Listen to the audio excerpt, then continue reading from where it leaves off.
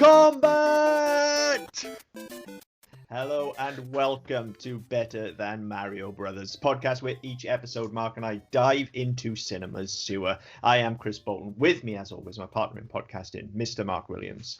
Hello. And in case you didn't guess from my intro, we are looking at 1995's Mortal Kombat. I really wanted to scream until my voice gave out for that, but I'm aware that my neighbours probably wouldn't like that, and I'm currently in a bit of a noise dispute with them on their behalf, not mine. So I thought probably not a good idea. So I gave you my best, listeners. I hope it was good enough. Not only that, to be fair, if you'd done that to shoot your voice out within the first minute, the show would be really fucking short. It would. Plus, I'd have blown your ears out as well, and I didn't want to tell you to take your headphones off first because that would ruin the surprise. Yeah, exactly. Yeah. Anyway, let's dive into it. I guess Mortal Kombat 1995. Right. I watched this over a bank holiday. Okay, it's been a bank holiday here this week.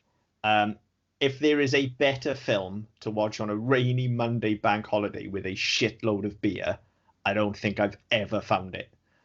There are probably several million. Oh, come on. I'm at $8 on this fucking thing. I bought it as well. I paid a $5 for it, though. So you got ripped off.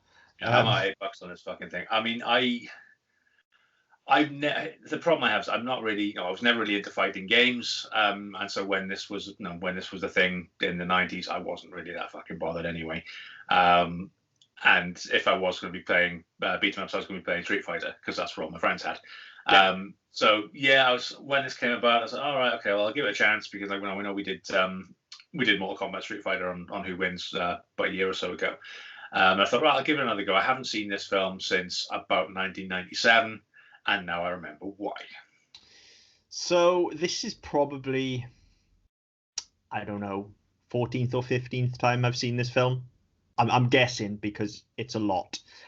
When this came out, I couldn't go and see it in the cinema because I wasn't quite old enough. However, by the time it rolled around on video, I was old enough to purchase the VHS, which I did so with pride, and then proceeded to fall through a factory roof, drop 15 feet, and fracture my pelvis, resulting in 6 weeks off school. Guess what I did for 6 weeks straight? I guess masturbation's off the table at that point, isn't it? Well, yeah, masturbation is difficult when you've broken your pelvis and you're bedridden. Like, there's only so much you can make a mess of those sheets and explain that you were sneezing. Oh, dear. So I repeatedly watched Mortal Kombat. I did a few things while I broke my pelvis, okay? I remember distinctly playing Doom on the PlayStation, not the best version of Doom, okay? So that didn't last that much time. My nan bought me Casper to watch on VHS, which is okay, but look. I watched it the other day with the kids, and I would happily put it on ahead of this any fucking day of the week. 15, 16-year-old, I think, yeah, I was 15. 15-year-old boy does not want to be watching Casper on repeat. However, Mortal Kombat is an entirely different kettle of fish, and particularly, again, on the Who Wins episode where we talked about Street Fighter and Mortal Kombat, I think I made my feelings pretty clear on there. I'm a beat 'em up fan. I was a beat 'em up kid. Certainly, Street Fighter 2 is still, in my opinion, the best video game of all time. I was definitely more Street Fighter than I was Mortal Kombat. But as I said on that podcast as well, whilst I preferred the gameplay mechanics of Street Fighter, there's something about the lore and the characters in Mortal Kombat that I always found quite interesting.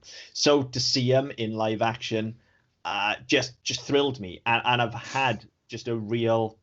Look, I've got a soft spot for this film, just the same way that I had a soft spot for Mario Brothers, which is why this podcast came about. And, even watching it now for the first time in probably, I don't know, 20 years. Well, no, probably not that, maybe 15, 16 years. First time in a long time anyway. As soon as the theme tune hit, like in that intro, I'm not kidding you, the hairs on my arms started standing on end. Like, just as soon as you heard the yell and it starts panning across the horse head with all the flames, I'm just like, this is amazing. Like, and here's the thing with this film, okay?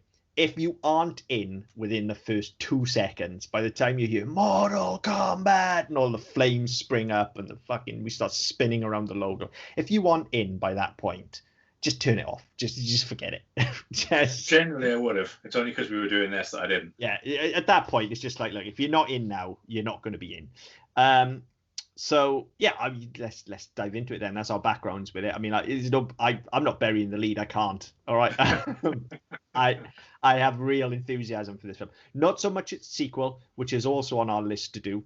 Yes. But this first one, I won't be buying that. Let's put it that way. oh my God, that is the only film I have ever walked out of a cinema during. Like I've fallen asleep in films and I've resoundingly complained about them afterwards. There is only one film I've ever walked out of, and it is Mortal Kombat Annihilation. So I've still never actually seen the end. So God knows, I don't really want to pay money for that either, but might have to. It's a shame. It's a shame there wasn't like a double pack with both of these. Well, there was on iTunes, but it was like 15 quid. I was like, I'm not going to pay that for it. Yeah, I mean, I literally paid $4.99 for this. It was $3.99 to rent and $4.99 to buy. And to be honest, I can't believe I don't already have it on DVD. So I was like, surprised. $99, Yeah. I'm doing that. I'm having it. I mean, for fuck's sake, I own the Double Dragon movie. Why don't I own fucking Mortal Kombat? That's also on our list. Yeah. Yeah. No, I was picking through. I think it was Friday night. So wife was playing golf, so I was like, right, fine. Kids are in bed. I've got the house myself. I wish I'd watched porn instead. Let's be fair. I mean, this practically is. Well, it's fight porn, which again I have no fucking interest in. I mean, I was looking through. I thought, right, I'll find it on iTunes. I knew the sequel was on this, so I thought there's bound to be a double header. And I looked it up. I was like, well, no, there was $7.99 each, or the double pack for $14.99. I thought, oh fucking hell. I don't want to see the second one that much. There's not really any save in there, and that's clearly only because the reboot's just come out. Oh yeah, absolutely. If I bought it when we put the list together a year ago, I'd have been laughing. It'd have been like £3. Yeah, Annihilation would have been pennies. I still think you'd probably paid somewhere in the region of between £5 and £7 for Mortal Kombat, because this actually did pretty well. Hence the sequel and the TV show. And I mean, it had a budget of like $18 million and it took in 140. Oh, there you go. That's some fucking Blair Witch level shit right there. Yeah, there you go. So I mean, that's why they greenlit the sequels and the series and all the rest that came behind it. And so unfortunately, they just didn't have any real idea of what they were doing with it. No, there are a lot of criticisms leveled at this film, which I will discuss as we go through, and I'm sure you'll level some of them at the film as well. But I think one thing that's clear is that there is a gigantic rift in quality between this and everything that comes after it. Like, there are a lot of criticisms leveled at this, but actually, I think for the majority of the time, what this does, it does really well. Whereas afterwards, they seem to lose the plot. But let's talk about it as we go through, and I'll address those as we go through. So I mean, as I say, first and foremost, the intro I think is fucking great. I love it. The intro is very good. One thing I did find a bit disjointing, actually, I thought it when we had that intro, when the flames come over the logo and everything, that was the soundtrack is really fucking weird. It's like one of the best soundtracks ever. But it's so disjointed because you get some bits, and I don't understand why. When you get the sort of the really, and I'll sort of talk about it, it's a through the film thing. It's not just here, but you get it's almost like it doesn't know what style it's going for. You get some very electronic, dancey, sort of heavy bass stuff. Mm-hmm. And then in some of the non-entity fights, like when Goro is dismembering people, and you just see bodies hitting the floor. You get some heavy fucking guitar strings and all the rest. It's some really, really some metal stuff. But then anytime you get your leads on screen and you want something really fucking pounding and really heavy, you get what's effectively the electronic version. And it just really bugged me. It's so inconsistent. I thought that if you're trying to use your soundtrack, I don't remember the soundtrack again sold very well. I think it went platinum in in less than a year. Went platinum in less than a year. So. It obviously sold well, obviously appealed to people, but it didn't seem to fit with what they were trying to do because they were trying to do too many different things with it. So there's actually like quite a long and storied production history behind this film. It's fascinating, by the way. If anybody is interested, go and read. There are plenty of articles online. It's well documented. Just go and read about the production of this film. It's amazing that this thing even exists. But one of many arguments that were had between studio and creative was over the soundtrack. Studio wanted a full orchestral action movie score, and creative were just like, well, no, look, this is a video game. The kids like electronic music right now, so let's do that. And then they heard the theme, and everybody straight away was like, yeah, okay, we'll have that. And so you kind of had that Suicide Squad effect, to use modern parlance, where actually like that first trailer dropped and the studio went, no, we don't want what you've done. We want that. This was the same thing. All of a sudden it was like, oh yeah, actually you were right all along. Give us more of that. So they had to go and backfill that. And then, as you say, like the soundtrack went on to become one of the biggest selling in history, I think, if I remember rightly. It sold massively well. And for my money, that Mortal Kombat theme, that I'm putting that up there with the all-time great movie themes. Like, it tells you everything you need to know as soon as you hear it, which is what a theme should do. And it fits the brand perfectly. I fucking love it. Like I said, as soon as it kicked in, my hairs just stood on end. I was just like, oh yeah, this is it. I'm 15 again. I remember us discussing the reboot briefly in our players D&D group on WhatsApp, and a few of our friends being quite excited about this reboot coming. And the first words out of my mouth were like, unless they get a theme as good as the original, like, forget it. Because it's so important, this theme. But anyway, yeah, I like the intro. I like that pan through. I like the sort of initial sort of shots with Shang Tsung and sort of setting up Liu Kang's story. However, the effects are fucking awful. Like, yeah, that's going to be a theme. Dreadful. Oh yeah, they're awful all the way through, but it's clear straight away from the opening here that the effects are absolutely fucking abysmal. Yeah. And then when we do cut over to Liu Kang for the first time, why is his apartment green? What is that about? I was going to say that. What is the Hulk cam about? Yeah, because he's got the sort of pseudo mullet you had in so the 80s TV show Hulk as well. So obviously, he's there with his shirt off and he's ripped as fuck. So so why is the Hulk in this movie? And it just didn't make any sense. And they'd never do anything with that green motif again. If that was a motif they used for Liu Kang all the way through, then there's something. No, they've done that intentionally. There's something about that. But to have gone in and lit that apartment in green, and to light that sequence, I thought, why have you done that? Yeah, it made no sense to me either. Other than obviously they thought it looked good. I mean, look, we probably are going to have a lot more Paul W.S. Anderson movies on this podcast. This is another Uwe thing, all right, where we've got one or two to start us off, but you could look at the guy's whole career on this show. But unlike Ball, I think one thing you can say about Paul W.S. Anderson is actually he is visually interesting. He does understand how to compose a shot. He certainly understands action. And part of me just thinks, he's just there with the lighting guys on set going, well, let's do that because it looks cool. Yeah, because I can't see. Better, yeah, I can't see any other reason why you would do it. No, I mean, thematically, there's nothing there. There's nothing in the shot. Things that you can't see anything they're trying to hide. No, whether if we alter the coloration or if we just fix that, nobody's going to notice that fuck up over there. There's nothing like that. Because I specifically paused it to look for something like that. Yeah, there's nothing there. It's just a weird green shot, and they never repeat it. No, I think it just looks cool. And it does. It looks cool, but I couldn't understand it.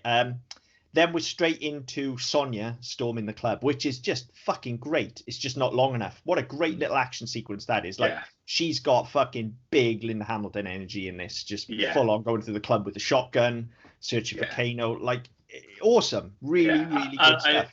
I agree. The scene itself is really good. I think the problem is it is too short and you don't get enough build up before you get the payoff for it. And I think it's a problem you're always going to have in this sort of ensemble piece whereby there's so many pieces you need to move around the board that you can't spend too long dwelling on them. And I think if you look at the first Avengers film as an example, I mean, that was 2.5 hours long because even though we'd already had set films for most of them, we still felt the need to go and reintroduce the characters and where they were in the world and how you bring them all together. And they've not done that here. Obviously not. I mean, you think, well, okay, they didn't necessarily need 45 minutes to get into the story, but they could have taken 10. Yeah, now it's interesting you say that because I've got a lot of notes about the amount of time it takes to get into the story. And also the Avengers is an interesting comparison because it's one I draw in my closing statement as well. They clearly were trying to build a franchise here very early on. Yeah, you could see it. And actually the big problem with this film for me, and this kind of ties in actually to what I think is the criticism that most people level it as well. The criticism you often hear leveled at this film is that it is just a collection of fights with no story. I wouldn't say that's fair. No, Because I it think the is fights are completely actually unfair. shit. I, The I think fights are really short and really shit. I think the fights are really cool, but we can argue about that when we come to Well, them. I say shit. I'll quantify that when we get there. But I think, given that it's a fight film, Yeah, you don't, and so much, especially so much is made of your central character, your Scorpions, your Sub Zeros. They're in it for fucking minutes. well, yeah, that's the thing. They're not in it much at all, and that was the problem with Annihilation. Then was they made up for that and suffered from sequelitis. But everybody sort of, I don't know whether it's Mandela effect or whether it was just something that was written in reviews at the time. But everybody constantly says this film is just a collection of fights, and actually, it's the complete opposite. If anything, there is too much story in here. I would say I'd put it on a par with something that we looked at Commando on Who Wins probably about a year ago. I'd put it on a similar part to that where you've got there is a lot of action in it, but they try there's so much story sort of hung on it that actually you don't really feel like you get enough of either. Because if you're looking at it being an action film, you don't get enough action, and if you're looking at it being some sort of heist thriller, whatever, which just happens to involve fighting, you don't get enough of that either. Yeah, and I think that my main problem with it comes from the fact that there is so much story because we essentially have three leads, Yes. and they don't seem to be able to decide which one is our actual lead. Like it feels like it's Liu Kang's story, and that's what they're going for, and that's fine. But then in that case, we give too much time to Sonya and Johnny as well. Yeah. Now, it's not very often you hear me complain about things like this, but actually all three of these leads do have complete arcs. They have actual stories, right? So there is a story to this. What this lacks is plot. It doesn't lack story, okay? And there is a difference. But we don't necessarily need the whole Sonya Kano. Like, yes, that's Sonya's story from the game as well, but it doesn't need to be explored quite as much as it is. Nor does Johnny's whole thing either, with him having to prove himself. They just need to be there. If Liu Kang is our lead, then they're color. Now, it's great to have them as such rounded characters, but let's be fair. Everybody's here to watch them kick the shit out of each other. So just have Liu Kang concentrate on his story, because making it about revenge as well. Like I get that, but and that's quite tropey as well for a martial arts movie. But to have that from the start, then kind of and they even call, like Raiden calls him out in it early on as well, and says that's not enough. You can't.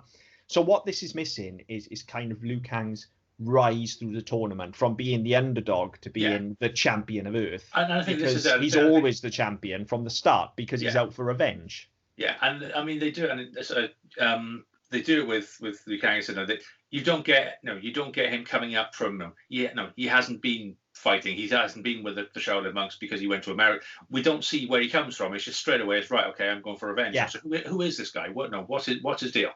Yeah. So you get that. The thing with Johnny Cage, I thought it was a really nice idea, and you had this whole thing about not belonging and not deserving and all the rest of it. Him having to prove himself, but they kind of throw that away.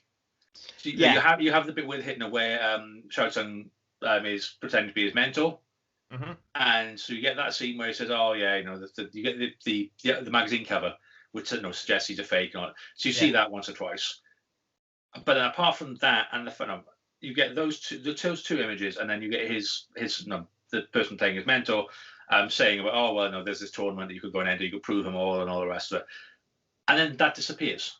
Once they get to the tournament, we don't deal with that anymore, because all of a sudden he goes back being a cocky Hollywood arsehole, and his whole thing is, I've got to save the day, I've got to get the girl, I've got to do this, I've got to do that. You don't get any of this thing about, actually, can I beat him?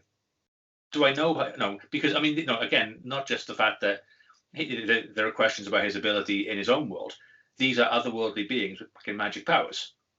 So I mean, that's something, again, they needed to build on that. Yeah, rather than actually what you get, which is the fight with Scorpion, and then him again, Raiden just saying to him, "This is what you're afraid of." Basically, Raiden goes, "This is your story arc," and then he goes, "Yes, okay, I will challenge Goro to prove that I am the best fighter because he's the current champion." So again, you have this kind of double-handed thing where technically Johnny Cage is the champion because he beats the reigning champion, but in making the deal with Shang Tsung then gets to challenge Liu Kang. So it all works. Everything works. And normally I would not complain about the fact that we actually have complete character arcs for all these. Fucking hell, you wouldn't expect it in Mortal Kombat the movie. No. But there is too much of it. This needs to either be about Liu Kang or Sonya Blade or Johnny Cage. And to be honest, I have no preference. I think all three of them are actually really fucking good. Yeah.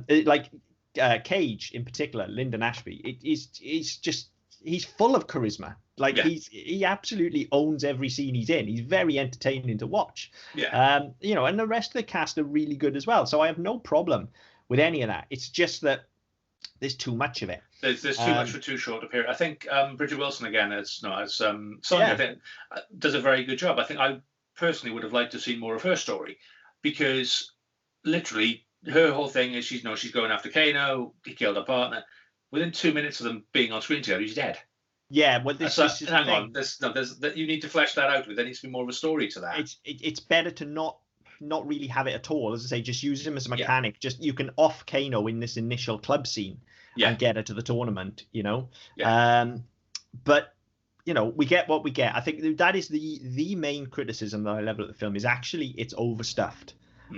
Which is the complete opposite of what most people will tell you, because most people will tell you this is like 100 minutes of people punching each other in the face. It's not that at all. No, it's not. And I mean, I'm grateful for that. I'm not into them. Like even fight films and stuff.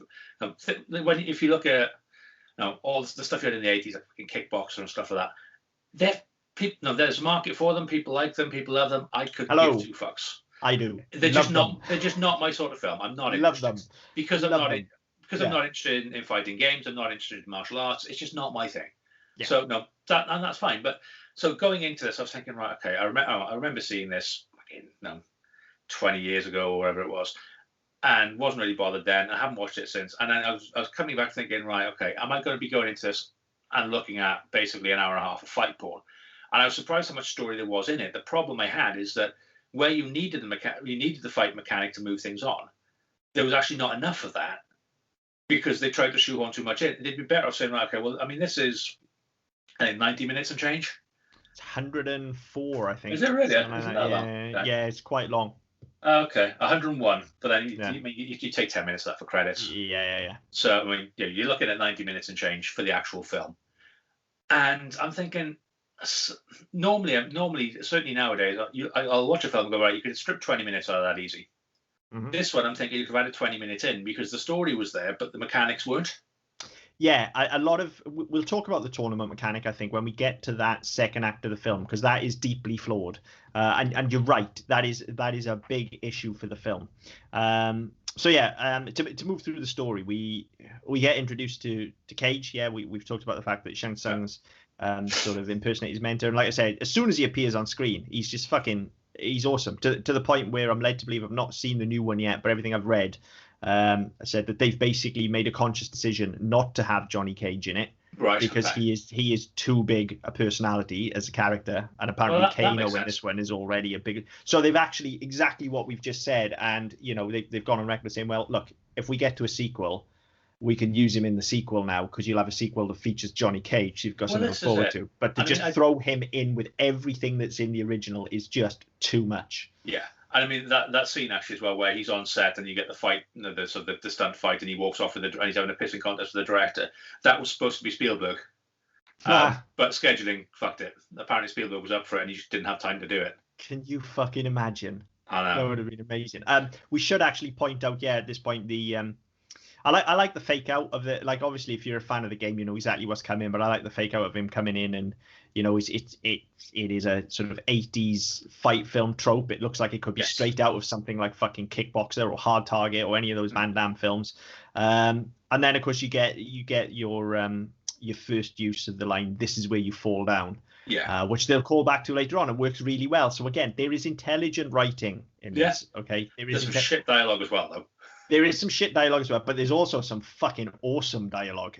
Some of it is genuinely funny. Yeah. Don't get me wrong. There were moments where I was watching it, and I didn't know some of the lines. I was thinking, "Oh, that's okay." And no, there were bits where I was thinking, "Okay, that's not too bad." But I mean, we'll get through them. We'll go as we go through it. We'll come across them as we go through them. But there were bits I just didn't like. But that I thought was quite good. It worked really well. And so you will call back to it later on. So that was good. And that the scene again, the scene at the start where at the start of that sequence where the hangar door opens and he comes in, so it's all sort of silhouetted. You only got the middle third of the screen, so you got either side is blacked out. then you get the guys all line up, and they've all got fucking staffs and cattle prods and shit. That's all really good. It's really atmospheric. And yeah, it works really well, because if you don't know what's coming, you think, what's he walking into? And it's only then where the guy doesn't fall down and he's like, this is where you fall down, and then walks off and has a strop. It's like, oh, right, okay, fair enough. Yeah, I think it's really well handled. But then, just as we've had that sequence with Sonya, and we've really got into her, and then we get the sequence with Cage, and we're really getting into him and his character because he's so charismatic, we just get dumped straight back to Liu Kang again. So we've barely got to know those guys. And then we get the explanation because he's gone back to the temple and stuff like that. And he goes from, this is a stupid idea, fuck your tournament, to I'll be your champion in a matter of seconds. Yeah. And this is exactly what we're saying. There's no progression from there. It feels like what is needed is he needs to have a chip on his shoulder about this. My brother died for this tournament. Fuck this tournament. This is all stupid. I'm just out for revenge. And then it needs, whether it's Raiden or whether it's the fact that, I don't know, maybe he's friends with Cage and Cage enters and you use the whole Apollo rocket, whatever you want to do.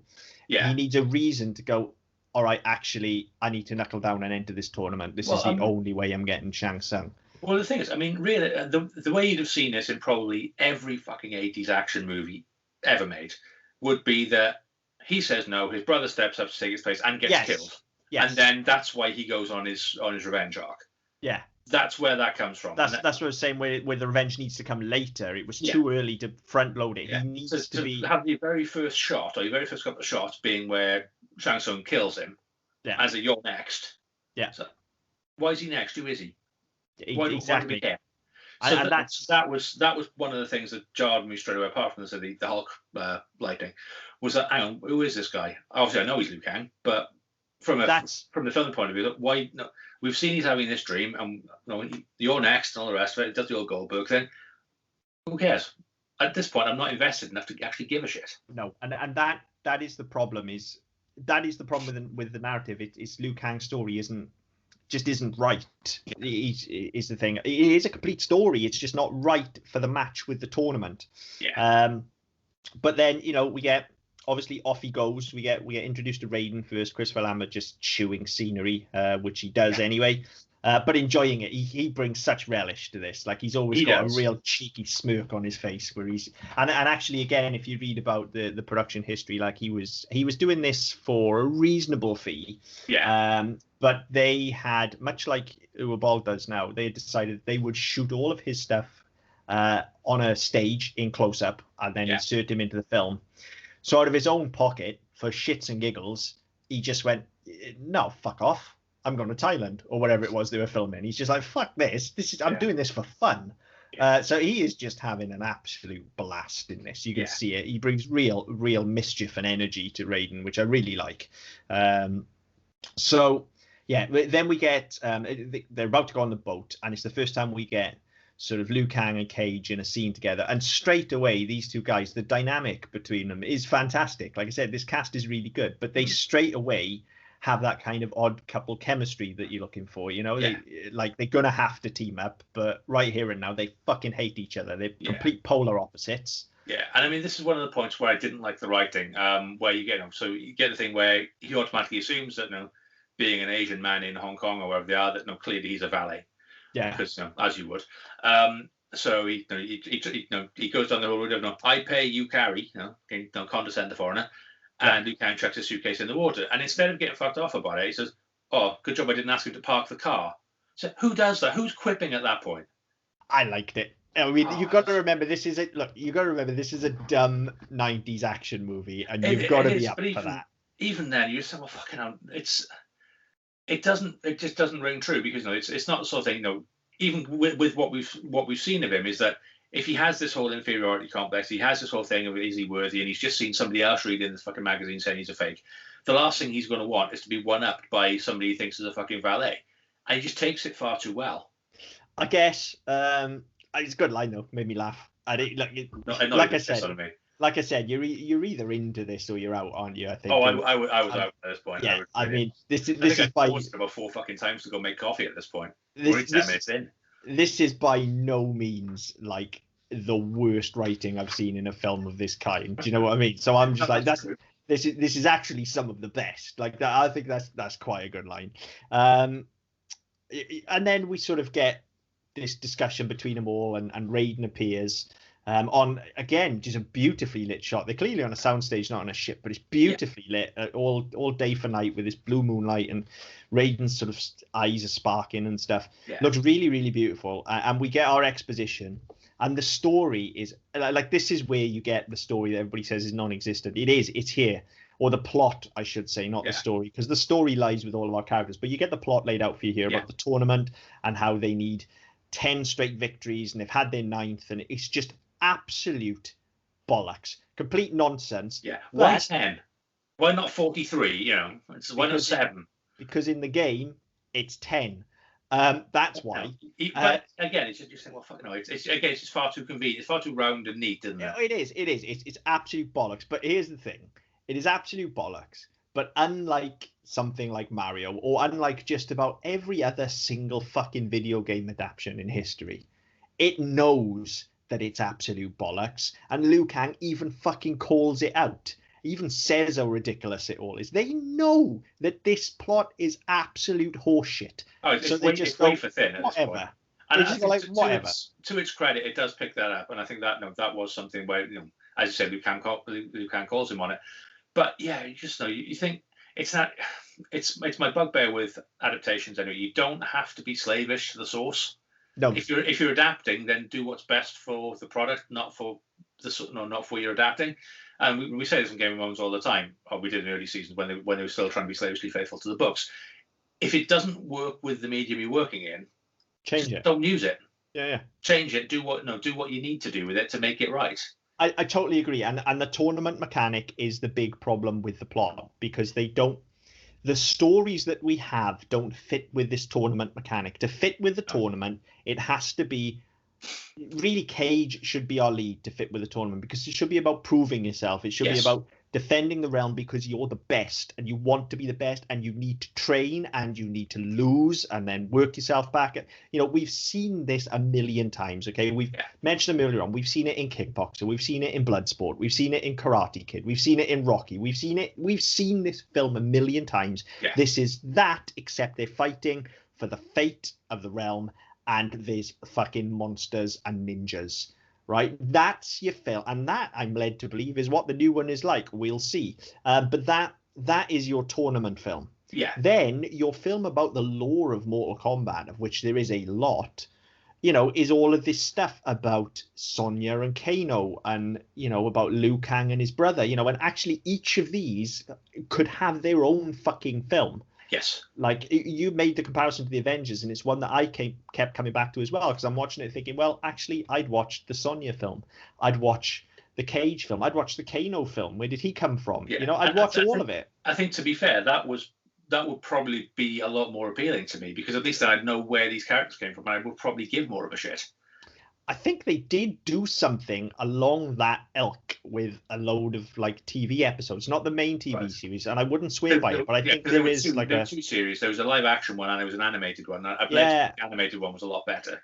Yeah, I'm pretty sure they did something like that, but you know, what I'm saying is there is enough thought and depth gone into these characters and their stories to do that. It's just the plot, which is there's this tournament for the fate of the earth, doesn't serve the stories at all. It doesn't. No, I mean, you'll know this. I haven't done as much research as I should have, really, because I couldn't be asked. But I know that as the games progressed, they built up the story and the lore and the rest of it. Was this in the original game, or was the original game just you fight you?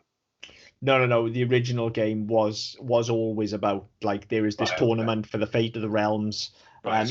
This is Mortal Kombat. That's what it is. That's where the name comes from. I know they introduced elements of the second one. They introduced Reptile and Katana, who were in through the second game. So I wasn't sure. I mean, I know we talked about when we did Who Wins as well. I'm not up on the lore. Yeah. Same as I wasn't when we did it then. I wasn't on Street Fighter either, because I'm not into that type of game, so I never really cared. Yeah. The only thing that's appealing to me now is because you can get them on PlayStation now. You can get Mortal Kombat 11, but you get all the add-ons as well. So where they've done like a RoboCop skin and whatever else they've done, you can get them all now. So that's quite interesting to see how those mechanics work, because I again, I'm just curious for crossovers, but I don't really care enough about the game to really want to pick it up. Like pretty much everybody is in Mortal Kombat at this point. Like Yeah. it's like Capcom have got Marvel that they can cross with Street Fighter, and Mortal Kombat has fucking everything else. Like you got Terminator, you got RoboCop, you got Predator, you got fucking Alien. Like everybody's in fucking Mortal Kombat now. But yeah, it was always this tournament. There was a sort of battle for the realms, and the characters ring pretty true as well to that extent. You know, with Shang Tsung taking souls and things like that. It all rings pretty true. He could shapeshift, couldn't he? Or he could become people and shit. Yes. Now there is a line of dialogue here which I instantly called bullshit on. I mean, there isn't many that I call bullshit on, to be fair, but there is one massive logic gap here. Raiden says that, you know, these three are Earth's last hope because he's looked into the soul of everyone in the tournament, and he knows who's capable. So, right, if you've looked into everybody's soul, surely you know who's going to win, not which three might win. Yeah. Surely you know. Not only that. If you've looked into their souls and you know they ain't going to win, why take them? Yeah.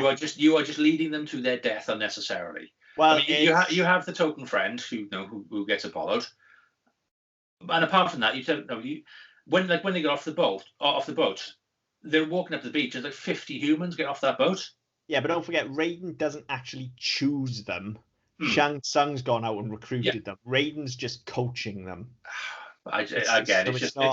It's far too. I know why they've done it. They've done it to fill the screen, so it doesn't look like you've only got 3 people on the beach. Yeah. But it's just one of those things. Oh fuck. Well, no. And same with you see them later on. Once Goro's unleashed and he starts just breaking people, and you just get the fucking Power Rangers bit where they all land on their back, go and roll over and die. Yeah. And there's like 10 of them. So well, why? No. What's the point in them? This is literally just 20 seconds. Body count. Yeah. It's body count. And actually, I think it needs more of that. I think we need to see more randos just getting punched in the face. If you're going to do that, do it. But don't just do it here. Yeah, again. Not here, but at that point. We need to see progression through the tournament. Again, much like, Trophy, but we know how it works. With Rocky, you'll get the fades and you'll get the bell ringing as the rounds pass, and you'll see a montage of fights. Yeah. You don't get that. You're building up to, you get Goro going through, you get Kang going through, you get build to it, not just go, oh, well, we'll have a random fight between you and you, then one between you and you, but then there's no progression for you and you because we don't want that. Next fight will be in another underworld somewhere with Scorpion and Cage. And then we'll just go off and do something completely different. And it's like, well, hang on. How does your tournament actually work? Yeah, this is the thing. They haven't thought about the tournament mechanics at all. Yeah. And it does suffer because of that, without a shadow of a doubt. I mean, they don't. The other thing they don't do is they don't really put people against each other. You would always, I don't know about you, as I have played it. I wasn't really interested, but I have played it with friends. So there were several. You'd always try and everyone have their own fucking dream match, effectively, but they shy away from the big ones so much that the fight with Cage and Scorpion doesn't really go on long enough. The fight with Kang and Sub-Zero. Oh, come on. Cage and Scorpion's actually been voted one of the best fucking fights of all time. You realise that, don't you? Couldn't care that. It's fucking phenomenal. Like, how metal do you want a fight to be? They fight in hell, for Christ's sake. It's amazing. But if you're going to do that, make something of it. They do. I mean, for me, they don't make enough of it. It's not. There's too much of the slapstick where he's up on the thing. He kicks the leg out. Oh shit! And he goes over in fucking slow motion. All this sort of stuff. So well, if you're going to take it seriously, take it seriously. If you're not, then don't. But don't try and blend it to a point where nobody. I was sat there at this point. I said we're probably about 40 minutes into the film. I'm thinking, fuck me, I really can't be asked for this. I really cannot be bothered. It's only because we were doing this show I actually finished it. And whereas I was fucking fully loving it by that point. But we're not even there yet. Like, we're only 20 minutes in, and we've had a 20-minute intro to all 3 of our lead characters, which, to be fair, is fucking impressive for a video game movie. Like, I fully salute that. We understand who all of these characters are. There are too many of them, but we understand who all of these characters are, which is more than most fucking films would do of this ilk. Oh god, yeah. I mean, the fact, no, it's a 100-minute movie, 10 minutes for credits. So it's a 90-minute flick, and you've spent this long setting up who the characters are before you even get to the tournament. Yeah, I know that's fucking impressive. And then once we're actually on the island then as well, and on the boat itself, yes, the CG is fucking abysmal. Yes. But as bad as the CG is, the sets are fucking stunning. You can see where a lot of money has gone, especially where you get once you get to the island and you get fucking gargoyles and you get all this the cliffs and all the actual the rooms where the set pieces are. I mean, it's all you can see where the money's gone. You can see where they spent their 18 million bucks. And you think, yeah, that's great, but it is really let down by the CG, unfortunately. Oh, the CG's fucking awful. Like this is where we meet Reptile for the first time. Yeah. And Randall from Monsters Inc. Yeah, he just looks like something from a fucking N64 game. He's absolutely awful. Yeah. He also serves no real purpose, so I don't know why he's even fucking there, to be honest. By the time they were making the film, the second game was out, and he was a popular character. Yeah, well, that's it. How do we shoehorn it in? Well, everybody liked Reptile because he was kind of the third secret one, and he spat acid, and he was green. Yeah. So everybody liked Reptile, so you have to go in there. And then we get some more fucking attempted work on the plot, and where we're at the fucking dining hall and stuff, and it's just bollocks. The plot is utter bollocks, but like I've written here, like the plot is bollocks, but I don't think this is actually a bad script. Like everyone has a reason to be on this island and in this tournament, and we know what it is, and they all like our three leads have good chemistry.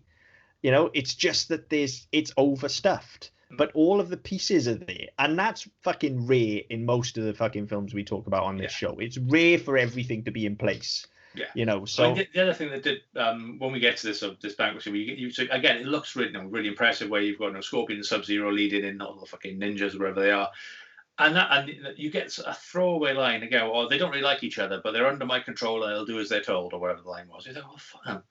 Let's have a bit more of that. Let's know, who are these people? Why are they not just standard ninjas? Well, build on that. That is a whole film in itself. And again, I think that's something they've rectified in the new one as well. I think they go in pretty heavy on the Scorpion Sub-Zero lore, of which there is masses, and they are ancient enemies. I think it's more just a case that again they wanted to shoehorn them in the film. So that was disappointing because I didn't remember. I knew they were in. I didn't remember much about what their involvement was. And it's just like, well, okay, well, fine. If you're going to throw that bit in, the fact that they don't like each other. Why don't they like each other? What has come from that? Where does that go? It feels like happens with it. Yeah, it feels like that's being set up for one of them to have a face turn. It feels like that's being set up for Scorpion to eventually get a face turn and kill Sub-Zero when Sub-Zero is about to, I don't know, like fucking freeze Johnny's balls off or something. But they never really see that through because it's just a case of getting them in the film. Then we meet Goro, who is just fucking amazing. Like, say what you like about the CGI, say what you like about the fights, say what you like about the sets. I'm having nothing said about Goro because at this point in the mid-90s as well, the actual choice to go, no, do you know what? He's going to be a fucking puppet. Deal with it. Yeah. Like, because that's a real thing and he still looks fucking amazing. Looks a lot more convincing than all the fucking CGI they use. Absolutely does. I think he's fucking great. And it works really well as well. I think they were, for the most part, when you see him, the arms kind of move in tandem. Yeah. They do. But there are occasions where there's slight, and I'm not saying this is a bad thing. I'm not saying it's actually a good thing. There are points where they move independently. Yeah. Like he is actually controlling the arms. Yeah. And I think that's the difference between having anything animatronic or anything being puppeted at this point and just CG. Because to CG, they say right, okay, well, we'll just splice his actual arm off on the computer and stick another one on. So when his right arm goes up, both of them go up. Yeah. So I think it was a really good choice and it works really well.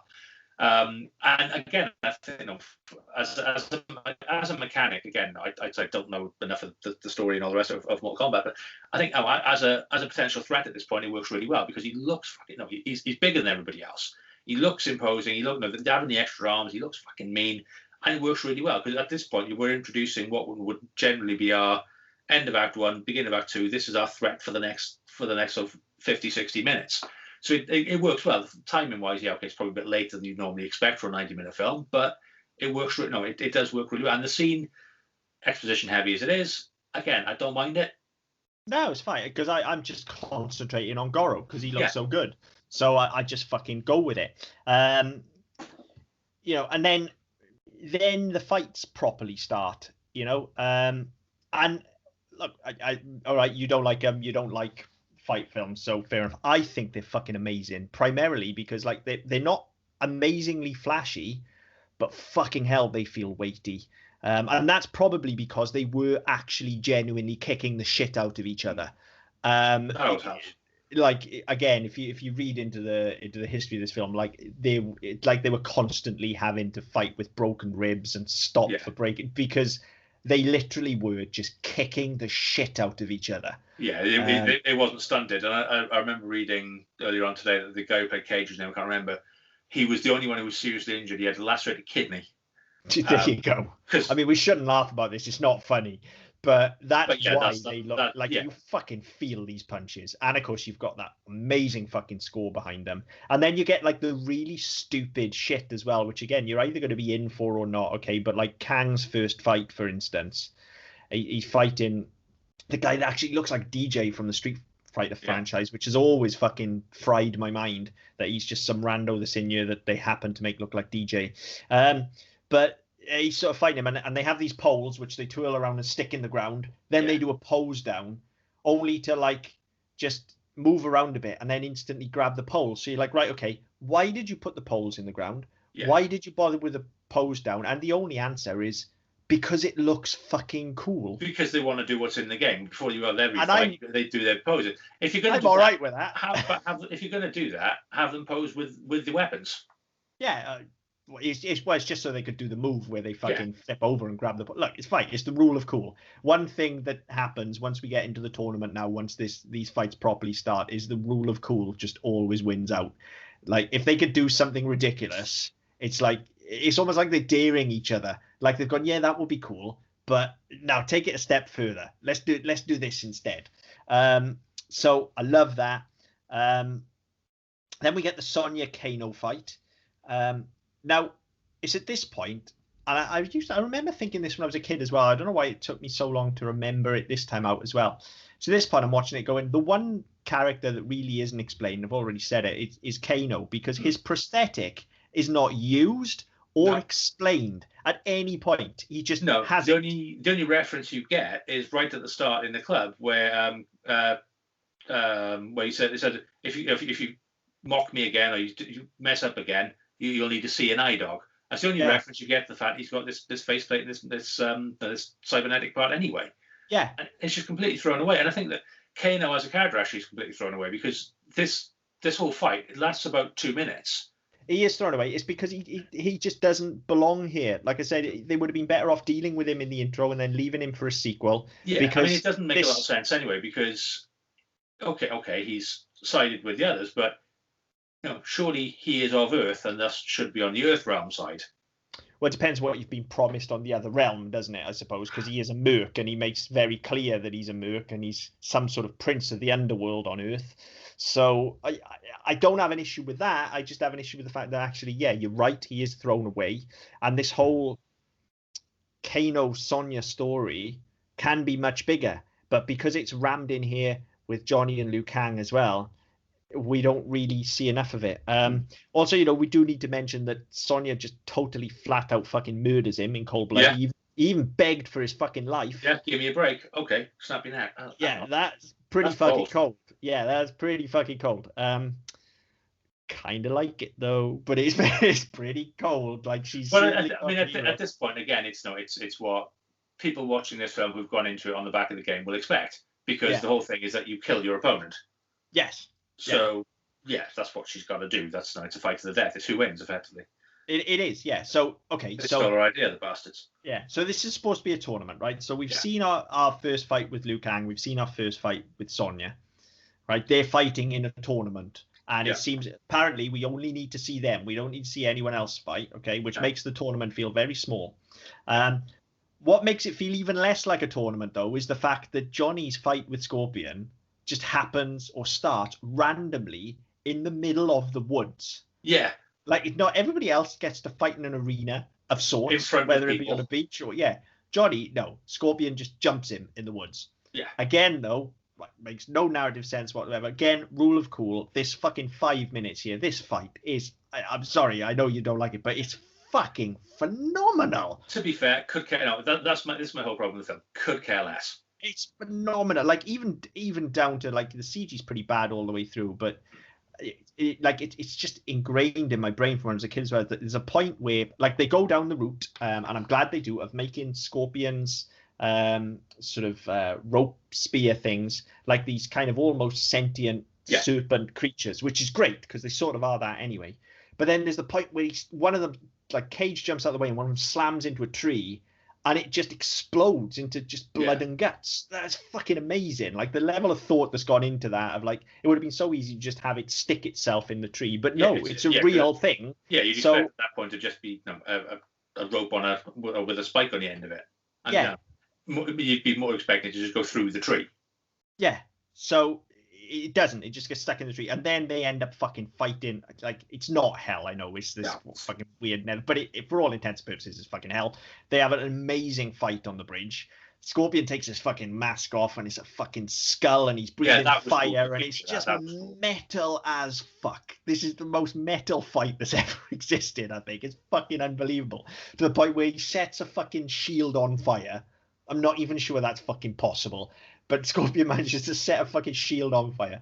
And Cage cuts his head in half with it. It's fucking awesome. Yeah. And then it ends with this fucking close-up of Johnny's autograph, which, like, where the fuck did that come from? Yeah. Like, what the hell? But never mind, because it is the most metal as fuck thing I think I've ever, especially like 15-year-old Chris, is just like, this is amazing. Yeah, 15-year-old Mark and nearly 4-year-old Mark could care less. I wasn't that bothered. 15-year-old Chris thought it was amazing. 40-year-old Chris still thought it was amazing, particularly after about 4 pints. Maybe that's where I went wrong. Maybe I wasn't drunk. You should have been fucking drinking, seriously. To be honest, I feel like I should have been drinking too. Yeah. For entirely other reasons. You definitely should have. And then the bit that annoys me the most, actually, out of the whole film, this is a bit that really fucking sticks in my fucking maw, this. We get this discussion then between Liu Kang and Katana, where she says, to win your next fight, use the element which brings life. Well, just tell him. Just fuck the riddles of it all. The world is at stake. Just say, to beat Sub-Zero, use water. That's all the stupid thing here, again, this is a logic gap, that it's Mortal Kombat. You go into a fight, somebody has to die. Yep. Them's the rules. Yep. So why does neither of those have to die? How does that work? Neither of who have to die? Liu Kang and Katana. Oh, right. Having that fight on the beach. Yeah. Which, no, it's all very stagey and all the rest of it, and she gives him these clues and stuff. But surely, if this is part of the tournament, which it looks like it is because she's summoned in and all the rest of it, one of those has to die. Because that's how the tournament works. Yeah, you're right. Although they're not told at any point to finish the other one, are they? Because generally, you have to finish a fight. Whether or not you're instructed to kill the other one or not, you still have to finish the fight. Well, no, that's generally what happens, though, isn't it? Is Shang Tsung will say finish him, or it'll be the point of I'm going to kill you because otherwise you're going to kill me. If they fight to a stalemate, pretty much like they have here, and one's on the floor, you actually see it, I think, twice altogether, where Shang Tsung says finish him and then claims the soul. He does it. He certainly does it with the first guy that Liu Kang fights. Yeah, he does it with the first guy. He does it with Cage. He does it with Cage's friend as well. Yeah, when he fights Goro. So that's. But why is that not the thing every time?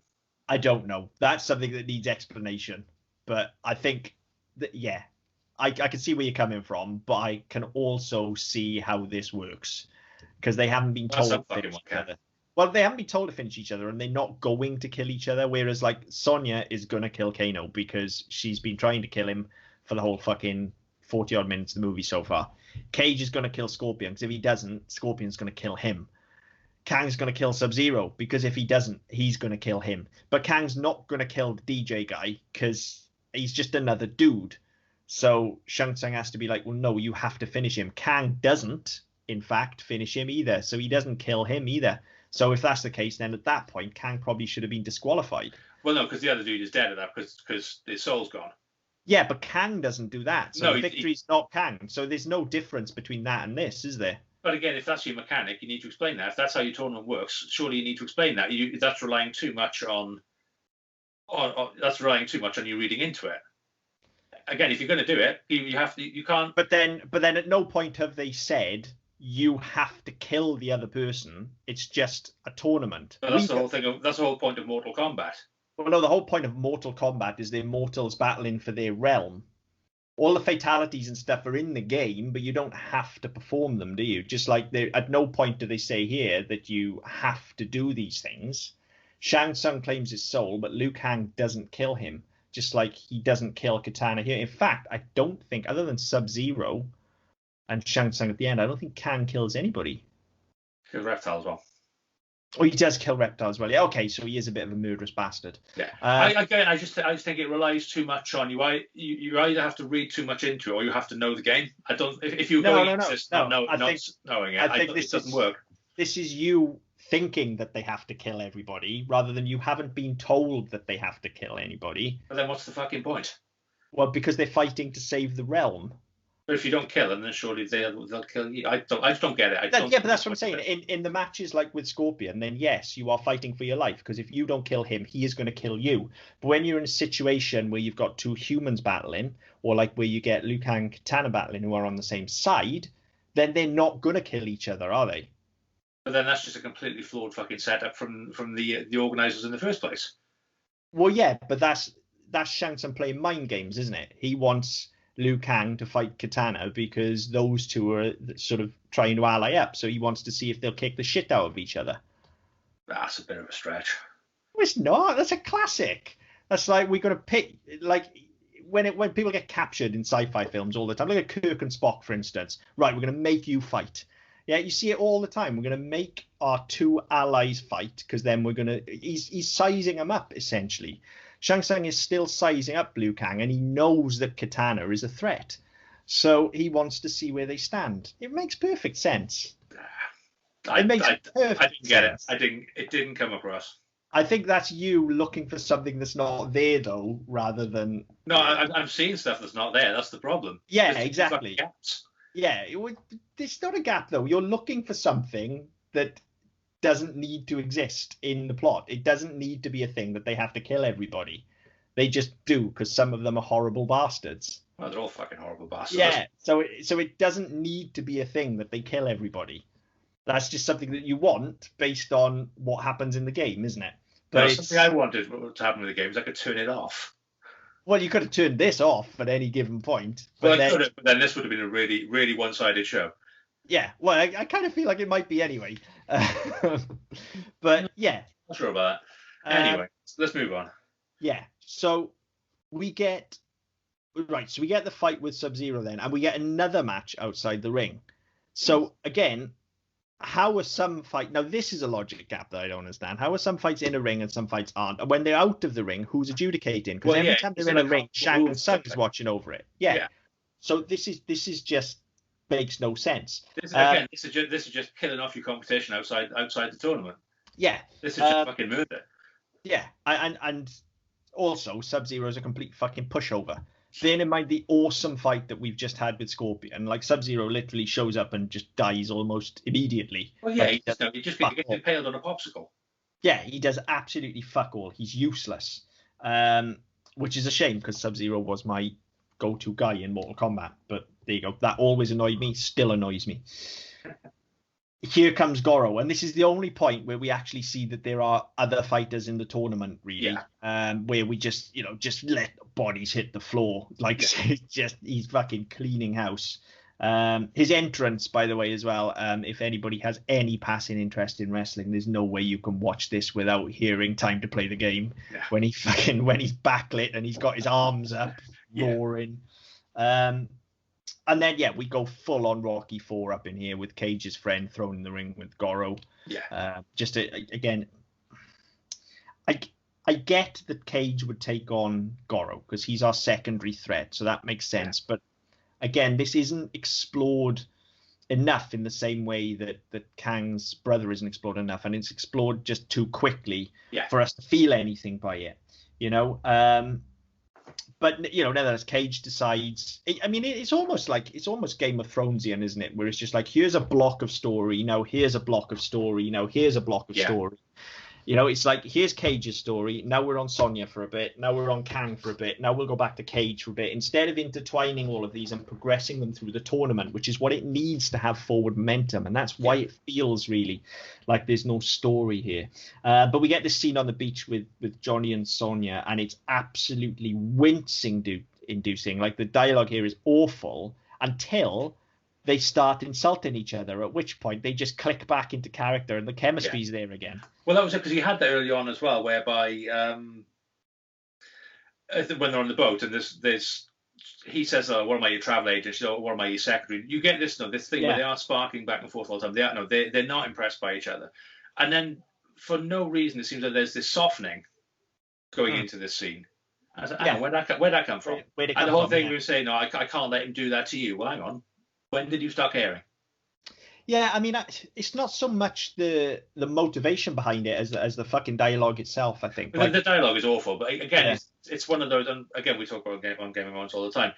It's like, has stuff happened off screen to make them bond in some way? Because it feels like we've missed something along the way. Yeah, I mean, he just wants to get in her pants, doesn't he? He has done from the second he saw her. So, I mean, I get it. There's I don't know. It just feels like something must have happened between them, whereby actually she's not instantly dismissive of him. Yeah, there's some sort of softening or some sort of growth between them, but actually we don't see it. We don't see it. No, it happens off screen. So, but once they start insulting each other again, fine, all fine for it. Okay, then again, massive logic gap for me here. Like, how does this work? So, Cage just goes Shang Tsung and says, "I want to fight Goro." Yeah, that's not a tournament. No, this is why I'm saying the tournament mechanic does it. He just goes Shang Tsung and says, "I want to fight Goro," and then Shang Tsung says, "Okay, but in return, I get to fight whoever I choose to fight, and that'll be the final battle for Earth." So, in other words, the entire tournament has been absolutely pointless, because at any given point, Shang Tsung could have just said, "I'm going to fight Liu Kang, and whoever wins." I mean, they do attempt to explain it earlier on, there was a bit about him, because he's a former champion. He can enter, so he can choose to enter any, but then surely he has to start at the bottom. Yes, exactly. Yeah, you've got to enter the same point as everybody else. You can't just say, right, everybody else has kicked the living shit out of each other for the last 3 or 4 matches to a point where they're almost dead. Yeah. Now I'm going to come in and do my bit. Yeah, that's not how it works. No, I agree, and that is a big. Like I said, I don't have an issue with it from a story perspective, because he's our villain and he's got beef with Kang and Kang's got beef with him. It makes sense that those two should fight each other at the end. Yeah. What I have an issue with is the plot structure based around this tournament, which is just non-existent and nonsensical. Well, this is the thing, and this is where it's just lip service to the game. It's just like, oh well, we need a fighting mechanism to get through it. And if you get through all of these, then you get to Goro, then you get to this boss. That's kind of that's how fighting games have been set up since the year dot. You build your way up from lowly underdog to kicking the living fuck out of everything that moves. That's how it works. I get that, but it's like, well, if that's what you're doing, do it. If you're not doing that, don't try and shoehorn it in. Yes, exactly. And make it something else. And that's what your entire second act is here. It's by and large, it's pointless because it doesn't mean anything. No, it doesn't. The whole tournament setup is just utter nonsense.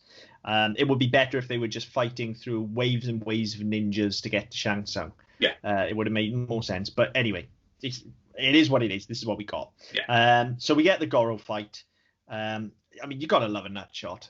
Like, this fight, short as it is, works really well. It does a massive disservice to Goro. I was going to say the built up as our champion. Yeah, he's been built up so much, and then not only does he succumb to an early nut shot, which was fucking hilarious, I've got to be honest. Yeah, I'll give it that one. I'd forgotten about that because it's been so long since I've seen it. I'd forgotten entirely about that.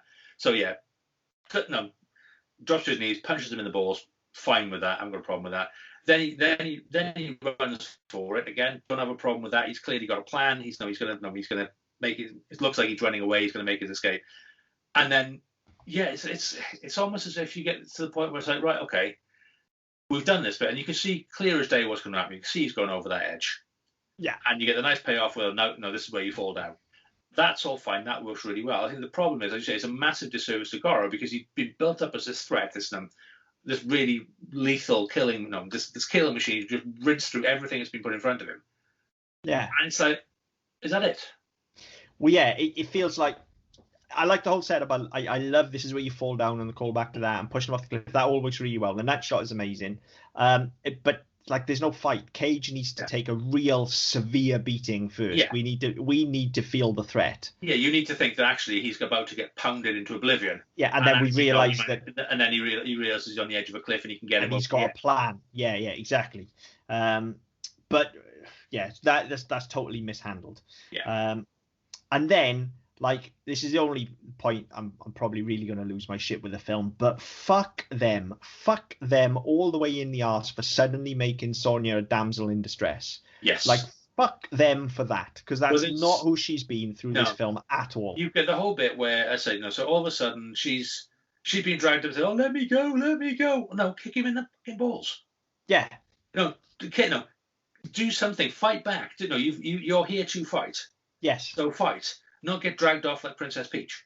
Yeah. So you get that. That's a line as hell. And then the next time you see her, not only she is a damsel in distress tied to a fucking pole or wherever she's tied to, she's been changed as well and has like proper 80s metal hair. Yeah. So why? Who has time for that? Fuck them for this. No, absolutely ridiculous. But I think part of the problem is, we've already had so much story and we're already at the fucking 80-90 minute mark. We don't have time to explore what's going on with Sonya over in the fucking other realm because we just need to get over there and finish up the fucking tournament. Sorry, I'm yawning again. It's been a long fucking week. Yeah, I mean, and this is like I said. Normally, I'm saying you need less of a film. You can only strip time out. In this one, you need more because actually they spent so long building the characters up, which is fine. I appreciate that. All of a sudden, it's like, oh shit, yeah, we're running out of film stock. We've only got 4 minutes left. Let's finish it. We need to finish the film now. Not that we know anybody who's done that. No, we never did that. No, absolutely not. So yeah, fuck them for doing that. Yeah, that was ridiculous. That was a complete waste of her character. And then we get fucking. So of course, Liu Kang and Johnny now decide they're going to go after her because they're our fucking heroes. Yep. So in they go. And we get the fucking reptile fight, which is just amazing. Just absolutely amazing. Just two of them kicking the shit out of each other. Yeah. Kicking each other through fucking walls. Like, I think with this one, I don't remember Mortal Kombat 2 particularly well. Obviously, all the sets are built like the fight stages in the game. I get that. This is probably the only time where you get any sort of green motif apart from right at the beginning in the film. Yes, yeah, it is. Yeah. But again, if that's going to be Liu Kang's motif, then use it. If it's going to be Reptile's motif, then why did we have it earlier on? It just doesn't seem to match. No, it doesn't. And again, it is literally one of those things I think where they've gone, okay, how do we make this look as cool as possible? And that is all it is. It's not there for any kind of. It's not there to signify anything for the character. It's not there as a motif. It's just there because, like, well, it would look cool if we lit it green. That's why. Yeah, and it's just one of those. You think, well, I mean, we talked a lot on pretty much every show we've ever done about choice and meaning, and it's one of those you think, well, surely it can't just be because we had some green filters or we had some green bulbs. I mean, it's also because he's reptile. Like, that is as deep as it goes. And that works from his point of view. That works. But why then did they do it at the beginning with Kang? Because it looked cool. But did it though? Was green any cooler than any other color they could have used? I think it was probably nicer than just blue, which is what they probably would have done otherwise. And it's also a case of like, well, either that or it's got to be daytime and then he can't be having a nightmare. Or we've got to light it like I'm lit here against some sort of weird incandescent magnolia, which is just horrible. So they went, fuck it, let's go green. Could have been red, could have been orange. Well, but that's what I'm saying. It just smacks of why choose green because it's very distracting. But there you go. Why not? It looked cool. I think, like, you're absolutely right. Where there's choice, there's meaning. I just think the meaning in this case is, fuck it, why not? That's cool. Like, I think that's what it is. Yeah, maybe. So, I mean, who knows? Maybe there is something that we're both missing, but I just think it's. But with Reptile, no offense, it was a lot more subtle as well. It wasn't this overlaid, this wholly green shot. It was you had different greens within the set and everything, so it was a lot more subtle. Yeah, I think that, for me, it worked a lot better. Yeah, and I'd say another great fight. Then they sort of fight their way through. We get the tower, which again just calls back to the game. You have to fight your way up the tower, and then you get your 3 challenges. You have to face your fear, face yourself, face your enemy, which again they don't really make too much of. And surely that needed to be mentioned in the beginning if we're going to do it, I think. Yeah, well, that's the thing. I think by the time you get Kitana telling him all this stuff, it's just like, oh, well, you need it for this fight now, so let's just shoehorn it in here, rather than seeding it and going, right, well, this is kind of what we're going to expect. If you seed that earlier on, you've got enough time to forget about it, so when you actually get to the fight, it's like, oh, yeah, that makes sense. Yeah, instead of literally flashing back to it immediately. Yeah. But having said all of that, and all that's gone before, and all the fights before that have been cool as well, fucking hell, this Liu Kang Shang Tsung fight is just, I mean, chef's kiss. Like, this fight is fucking, like, close quarters, rabbit punches flying everywhere, just, oh my god. Like, there's nothing amazingly flashy about it, you know. This isn't like Cage and Scorpion fighting in fucking hell and breathing fire. This is just 2 dudes punching at the speed of fucking light. Yeah, and I mean, don't get me wrong. When I've made no secret of the fact, I'm not into fight films and fight games. I can't be asked. But if you look at when you get more sort of down and dirty fights in films, and you look at things like Grosse Point Blank, Saving Private Ryan, where he's in the house and with a German and he keeps his throat.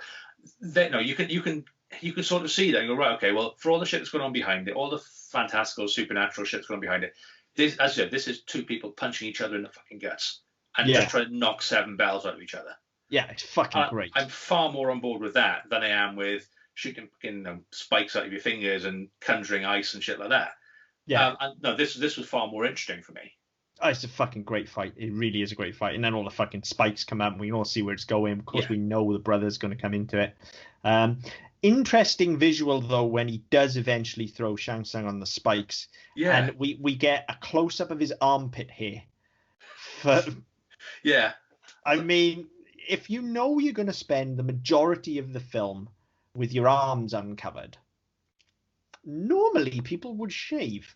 I'm not criticizing that. That's a choice. I certainly wouldn't fucking want to. It's just interesting because you don't see it, do you? You don't. People shave in films and wrestling and just about everything. Like, they always shave their armpits. In any sort of combat sport or sports entertainment, you're smooth. Because it's more aesthetically pleasing. Yeah. You don't want to be a fucking Sasquatch like me. Yeah. So that was just interesting to me. That we see his armpit here. You've got one that was just like, oh shit, we haven't done that bit yet.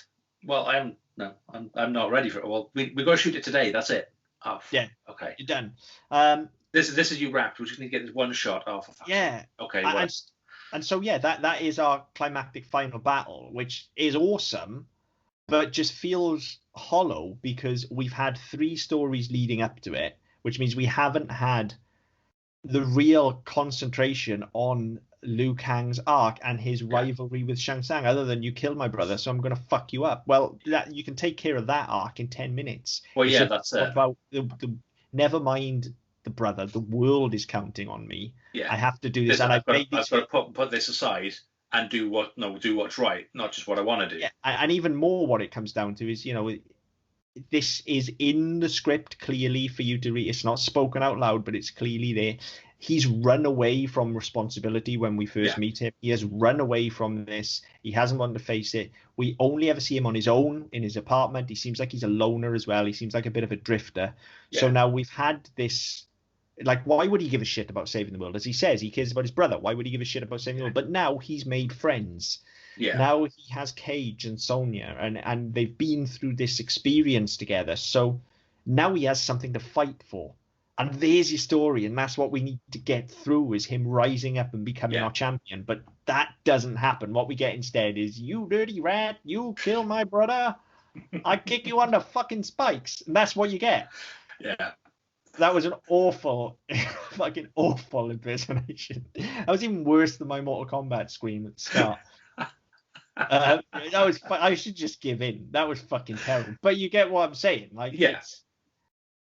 And that's what this misses. Like I said, people that say it doesn't have a story are just frankly wrong. The evidence is here. There is a story. It's just not explored Yeah. through a proper plot mechanic, and it's not given enough room to breathe. You're right. That's I think the issue. It's like we said earlier on. I think there are two very definite camps that will come to this. You've got the people who want more fighting, and will go, more fucking talking, seriously. And then you've got the ones coming and think, right, okay, well, they're telling a story, and they're just cutting it. They're throwing in these short sequences where actually you don't get enough sense of threat to your main characters. Yeah. Because no, it says, oh no, right, okay, well, what's going on? Why are we at this point already? Other than you fight now. Yeah. Okay, fine, whatever. I think you're right. I think for me, I would absolutely adore this film if it absolutely nailed either side of that equation. I would love it if it was just 90 minutes of kicking the shit out of each other and special effects. And I would love it if it was 90 minutes of the mythology of Mortal Kombat. Where I'm left, and where most people are left, I think, is this weird hodgepodge of what you've got in the middle, which isn't quite right. It doesn't quite hang together, but is still a million times better than, even at this point when video game adaptations are still quite early on, a million times better than any of us ever thought we'd get. Like, who honestly thought somebody would treat a fucking fighting game with the level of respect that this story actually gives us? Especially after what they did to Street Fighter the year before.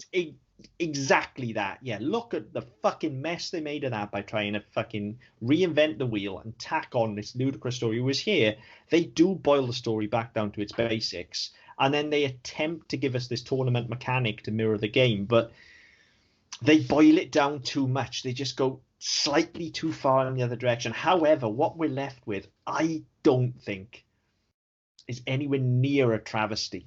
And actually, you've only got to look. Like, this is still rated 4.5 stars out of 5 on Amazon. It's something like a 7, I think, on IMDb. You know, it's like, yes, it was critically panned because yes, it has problems, but it's not bad. And if you're tuned into it, and I understand you're not, but if you're tuned into it, it's a fucking good time as well. Yeah, I mean, I think when you look at things like Rotten Tomatoes and IMDb and Amazon, ratings are difficult because the people who are rating it are going to be people who've gone looking for it because they want to watch it in the first place. Yes. So there's a grain of salt to be taken with that, but I think don't get me wrong, I've been quite I've not exactly been quite right. I fucking hated this film because it's not my type of film. It was never going to be my type of film. But I think you're right. Had they gone story or fighting, you can at least appreciate what they're trying to do, because they've tried to shoehorn it all together. You kind of go, well, yeah, but they could have done more of that. They could have done more of that, and you don't get either side of what's promised. I think it just sits too much on the fence and goes, well, we need a bit of this and we need a bit of that. And we're just going to jump from this to this to this to this, and nobody will notice that actually we're trying to divvy up the time and not really do the justice to the story or to the fight sequences. I say fight sequences could give a fuck because I'm not into that sort of thing.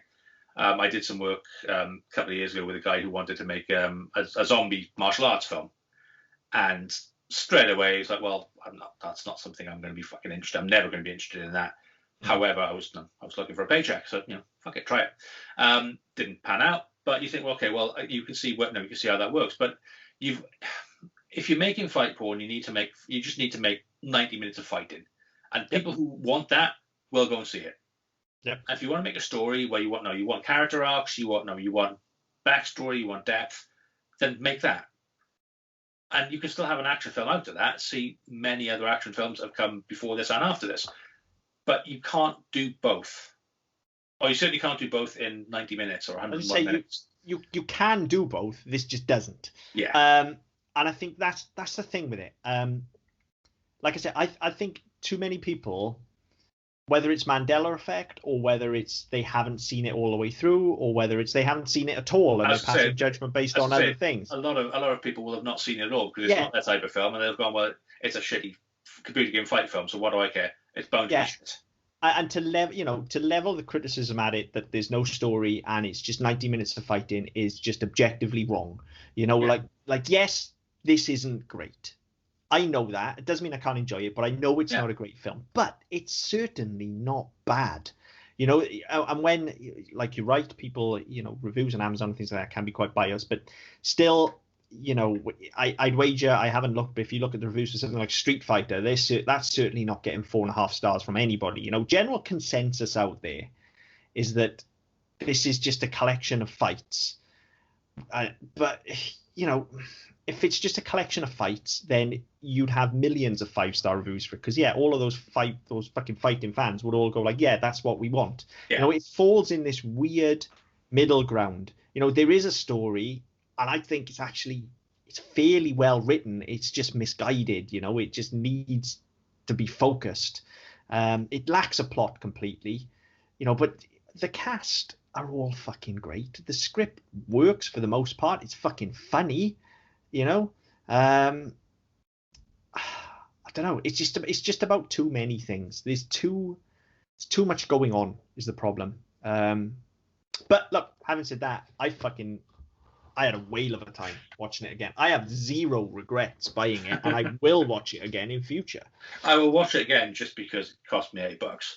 You'll have to watch it again to refresh yourself on the story before we watch Annihilation, which has nothing to do with this fucking film. Which is part of the problem. It was only Kang and Kitana came back, wasn't it? Everyone else was recast. Everyone else was recast. Oh, it's a travesty. It's supposed to follow straight on, isn't it? Well, yeah. I mean, so we didn't even get to there. Started wrapping up. We didn't fucking get there. Yeah. So Shang Tsung gets kicked on the spikes. They go back and have this celebration. Yeah. And then this ending, as a 15-year-old kid, blew my fucking mind, because, like, this is the type of shit that Marvel do now in every single film, and we all love. This wasn't happening in 1995. You didn't get to the end of a fucking film like this, and all of a sudden, a brand new fucking bad guy shows up, and we freeze frame before they start kicking the shit out of each other. Yeah. Like, this isn't something, like, right, that's not a good ending. It's a fucking terrible one. It should have ended with the celebration at the temple. Then we should have had credits, and then that should have been post-credits, which is exactly how Marvel do things now, okay? Yeah. But you can clearly see the intent here, and I think it needs credit for being ahead of its time.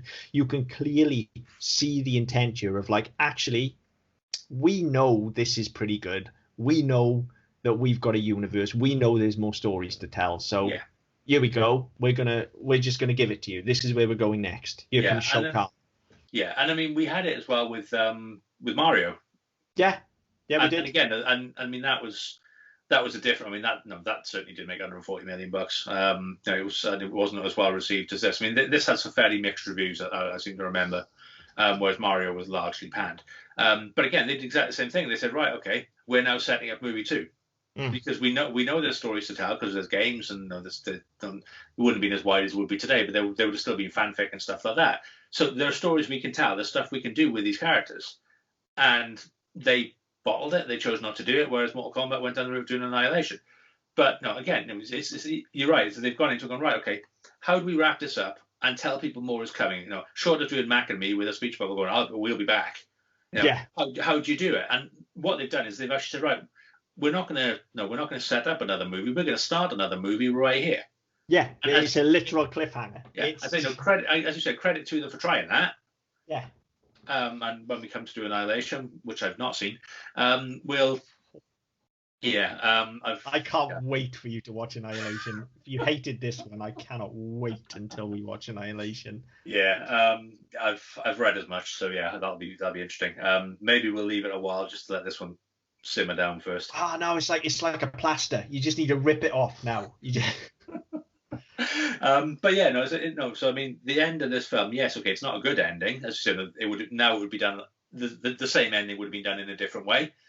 But that's all it needs. It's not necessarily a terrible ending. It's just the way it's put together. Much like the rest of the fucking film, it's not terrible. It all fucking works. It's put together incorrectly. Yeah. But I mean, yeah, no, they said, well, right, okay, well, now we know, because we've talked about the Emperor all the way through. Yeah. But we've never seen him, we know anything about him. All right, okay, now shit. Then we cut the black, we cut the credits, and then, right, okay, fine. Now we know what's coming next.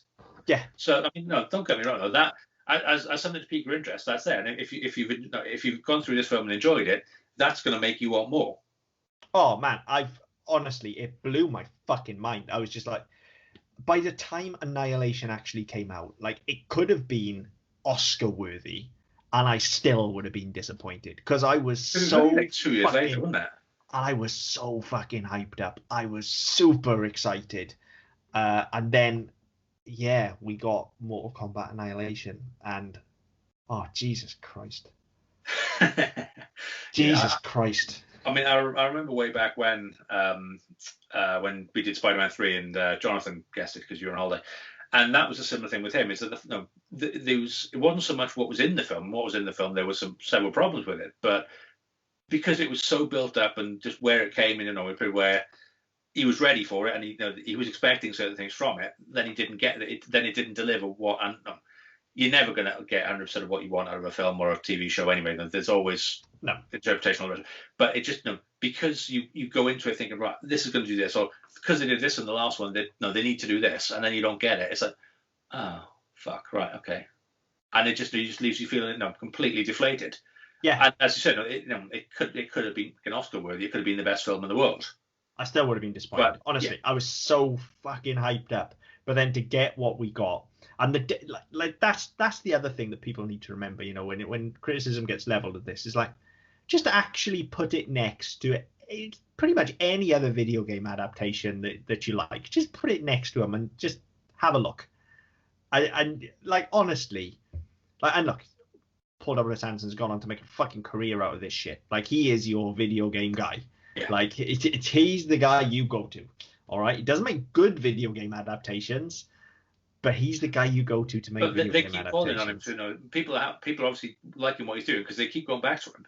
I mean, Resident Evil's a fucking mega franchise at this point. Yeah. Huge, absolutely huge. So clearly, something's he's going doing right. Something right. Yeah, he's doing something right. Again, even if you hate this film, I mean, I'm not a fan. Even if you hate this film, if you're looking at it from a purely Hollywood numbers point of view, this film made over $100 million of profit. Yeah, it was massively successful. Yeah, and yes, okay, the franchise, the game franchise had a lot to do with that. But this guy directed a movie that made $100 million of profit for the studio. Yeah. Give him more work. Well, that's all they're going to be seeing is, look, this dude makes bank. He can make the biggest turds we'll ever see. As long as people pay for it, I don't care. And that's what the studios be saying. So, I mean, and let's say some of his stuff is better than others. Fine. And some of it I like, some of it I don't. But you think, well, from a purely business perspective, if I was investing in somebody and said, right, we've got this, we've bought the rights to this video game, have at it. Yeah. He's going to be one of the first people you call. Of course he is. Like I said, he is your go-to guy with fucking Resident Evil. He's just a Monster Hunter now as well. Like, he's your video game guy. But then we also need to remember, like, he did Event Horizon. He's not without talent. No, he's not a one-trick pony at all. No, he knows what he's doing. Yeah. So it's just, and like I say, you can see that here stylistically. There are some good choices here, and and visually as well. There's a lot of the design of it. I know they've borrowed a lot from the fighting stages from the game. I get that, but yeah, even when they're building up the mountain and the island, you've got the gargoyles, you've got the statues, you've got all this sort of stuff. That's come from a creative point of view. That's not just right. What can we rip out of the games? Because you don't have these in between areas. No, and I think in lesser hands, what script we have here, which I've praised, would be flushed down the toilet. In lesser hands, this would be no, fuck that, more fighting. Yeah, it would be pulled apart and go, we don't need that. We need to flesh this bit out because people want to see Scorpion, people want to see Sub-Zero. So fuck the talking, get in more fighting. Yeah, and he doesn't do that, and also, like I say, the leads, the performances from the leads, and the performances even from Christopher Lambert, they're all good. They're all good performances. Like, they're not Oscar-winning performances, but they're all good. And that's got to stem from the director to pull all of that together. And especially when you've got these 3 fucking separate stories going on. Like, to pull them together and do anything even resembling a coherent whole, which, let's be fair, as I said all along, it does. Like, yes, the plot doesn't work, but it does just about fucking hang together because everybody's arc reaches its end. That's a fucking feat. That really is a feat with something like this. They certainly didn't manage it on fucking Mario Brothers, did they? No. And Do you know what I mean? They haven't managed it on many other video game adaptations since. It's only recently, with the advent of your Detective Pikachu's, and I've not seen Sonic, but I'm led to believe that's very good, that people are actually taking this shit seriously enough to treat it with respect. But actually, they were doing it as early as 1995. Well, that's the thing. I mean, no, you look at games are a thing now. Mm-hmm. Whereas it used to be you had film actors and TV actors, and then people who did voiceovers for games, like the redheaded stepchildren. TV was bad enough, but you do video games. Seriously, what the fuck's the matter with you? Are you really that shit? You can't act. No, you can't act your paper bag. That's the only work you can get. Now all of a sudden you've got A-listers doing TV because there's more money in it. There's a bigger audience in it, and you've got the amount of work that goes into games now. You look at the Uncharted games or any of the Naughty Dog games. The amount of story that goes into, the production value that goes into it. All of a sudden, these are big things. These are big deals. To a point where you've got BAFTA have their own criteria for games. It wouldn't surprise me if the MPAA do the same before long as well. You'll have an Oscars of video games because such as an art form as they are becoming. So, and it's only then right that it comes full circle and actually go, right, okay, well, we want to adapt these video games like you're getting with Uncharted now, like you're getting with Last of Us now. We want to adapt these and tell these stories in a different way for a bigger audience. Yeah. And so it's interesting to see it coming around. And as much as I dislike this film, as much as I really fucking dislike Street Fighter as well, you need that to get you to this point, because all of a sudden people will start taking it seriously. And obviously our culture has changed completely since the early 90s as well. Now, video games are for nerds. Comics are for nerds. Marvel and fucking DC, just don't bother. Yeah. Now all of a sudden they're major entertainment franchises. Yeah. And so there's been that big shift as well, and all of a sudden people are interested in video games and seeing how that works. And as a studio, you're thinking, right, okay, well, your average 50, 55, 60-year-old ain't gonna be playing video games, but we think they'll really enjoy the story of Last of Us. So let's make it a TV show. Let's make it a movie. Let's go and do that. And I think that's where we've come to. And I think you've got to give credit to a lot of these early adaptations for the paving the way there. And again, looking at Resident Evil, it's a massive franchise. And huge. Again, I haven't seen all of them. The ones I've seen have been kind of all right. I've seen the first one. I hated it. I think I've seen the first two, and I didn't hate them as much as I hated this. So they've been all right. But again, they've spawned a franchise to a point where people are saying, right, well, we can invest more money. We can make more games. I know they're remaking the old games for the next-gen consoles at the moment, but I mean, there are 8, 9 Resident Evil games? Well, canonically, we're just about to get 8, I think. Yeah. But then there's all the spin-offs, Revelations and all of those as well. So there are fucking loads of them. Yeah, exactly. So that has spawned a thing. So it's kind of self-perpetuating. You get more games, therefore you get more input for movies, so then you get more money for more games and more interest. So you've got to look at you can't look at these in isolation. They are all related. Yeah, oh yeah, absolutely. These guys were the trailblazers, and I feel like Paul W.S. Anderson especially, like, he is the guy. If you had to point your finger at somebody and say, who's the godfather of video game adaptations, like, he is your guy. Like Uwe Boll had a stab as well. It's not dude Angry Birds, is it? No, I mean, Uwe Boll had a stab as well, but his were just absolute shit and bombed. Whereas at least with Paul W.S. Anderson, like, he turned bank. So without him, I mean, you can even blow this argument up even further and go, well, without him, how many people got interested in Resident Evil as a result of the films rather than the games? Did that backdoor some people into games as well? Yeah. When you start looking at it that way. So that's what I mean. They're kind of self-fulfilling. Yeah, definitely. So I think this film deserves way more credit than it gets. And I think actually with the advent of the new film coming out, people, certainly some of the reviews I've seen, people are starting to look back. And I actually think that history is going to treat this a lot more kindly than it did when it came out. I think comparisons that have been made between the new adaptation and this one generally tend to favor this one. Right. Which, make of that what you will, because everybody thought this new one was going to be like the one that does it. But pretty much resoundingly, everything I'm reading just says, well, actually, they should have just followed what they did in the first one. And look, I didn't watch the fucking TV show, and I hated Annihilation. So it's not like, and like I said, I'm not even the biggest Mortal Kombat fan. I am a Street Fighter guy, but there is something about this that just works for me. Like I love the lore of Mortal Kombat, even if I don't like the games, and I like the characters. And they gave me that. They gave me Scorpion and Sub-Zero just kicking the shit out of people. They gave me Goro. Goro was a fucking puppet as well. You know, they gave me everything I could possibly want, and it didn't suck. And I know that's a backhanded compliment. But, you know, some of the fucking shit we watch on this show, to just be able to stand up and say, yeah, it didn't suck, is a pretty big compliment. I mean, look, it's a fucking 4-beer movie, you know, by that metric. But even when I was 15, it was probably a fucking 4-beer movie. When my kid was 4 Strongbow movie at that point. But it didn't suck. And oh my fucking kidding, I love it. It didn't just not suck. I love it. I do. Yeah, I fucking love this film. It's got us. I've got a soft spot for it. It has a place in my heart. Yeah. I mean, yeah, I'm having watched it, I say, over the last couple of days, having not seen it in 20 plus years because I wasn't interested.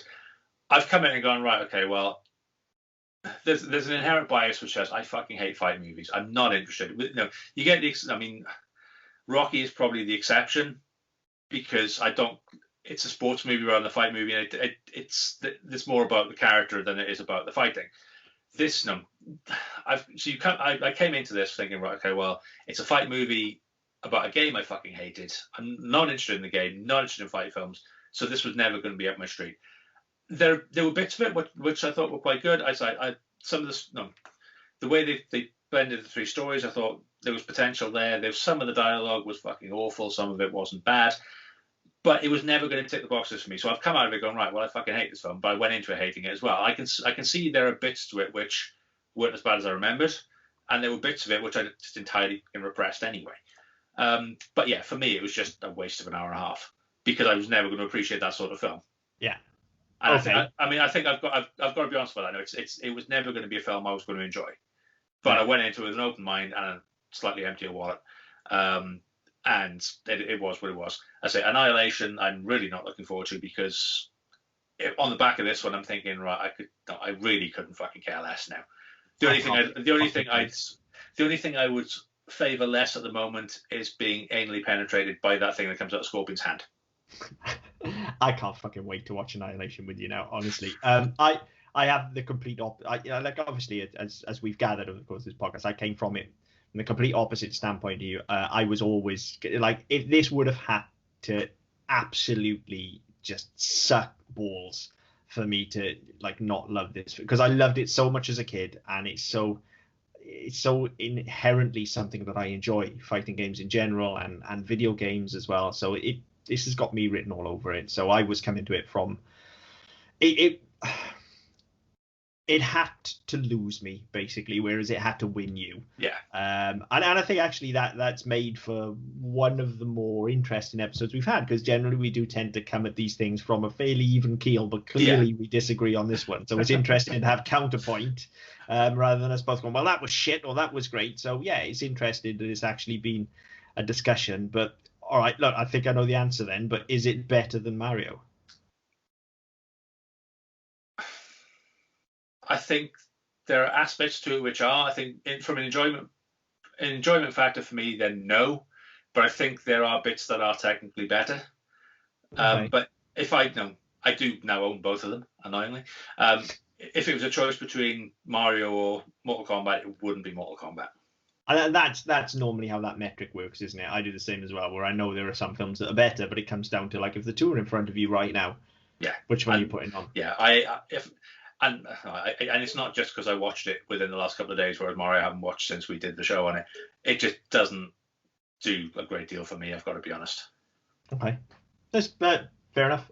For me, it absolutely is better than Mario, without a shadow of a doubt, and that's no disrespect to Mario.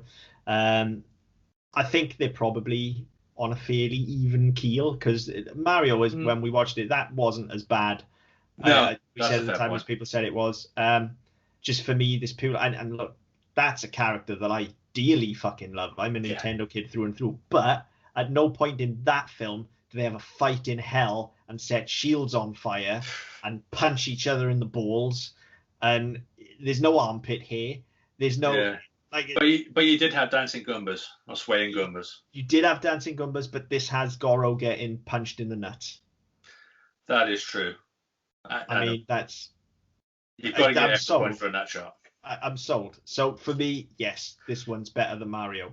Yeah. As it split the room, which as you said we don't normally do. I'd love to know what people think.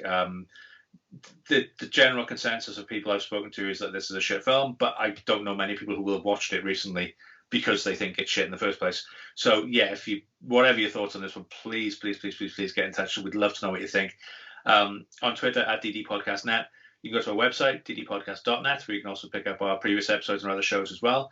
On YouTube and Facebook with the Double M Podcast Network. Wherever you get your podcasts from, be it iTunes, Spotify, Stitcher, Google Play, Amazon Music. Like, share, subscribe, leave some message, we get back to you as best we can. But until next time. See you later.